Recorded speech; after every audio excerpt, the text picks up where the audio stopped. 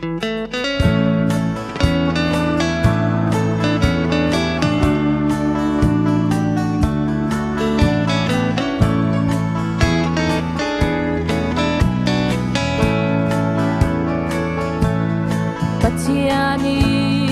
rem ruan nak bang insang nuam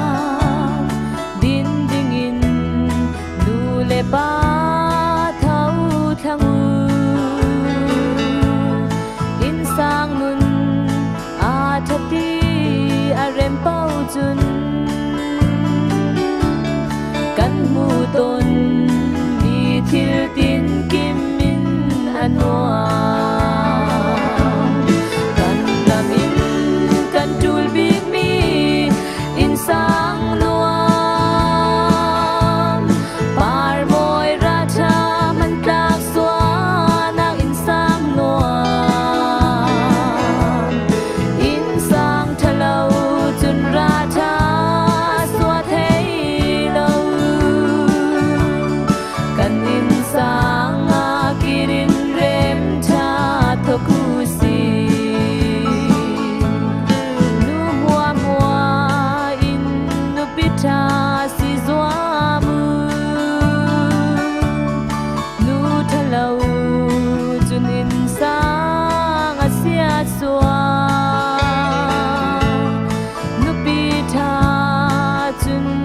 pasal asyam tha fa le shang anu tha tu athum tu kan damin kan tul big mi insang nuam par moi ra tha man tak swa nak insang nuam insang thalau chun ra tha swa thei lo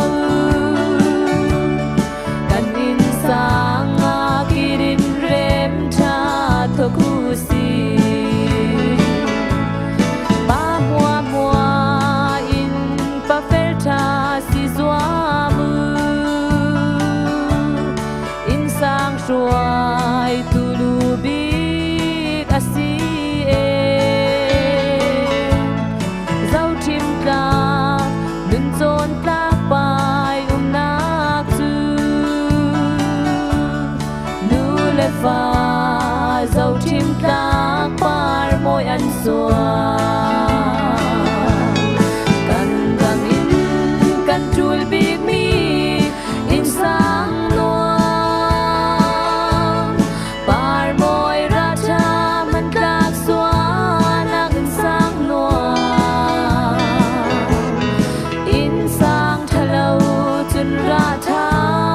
swa thei lo kan insang a kirin rem tha thoku si fa le ta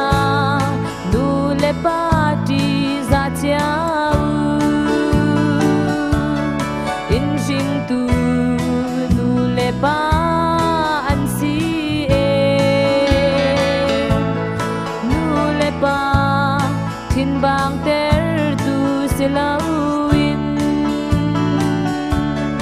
thin nuam le lung oi te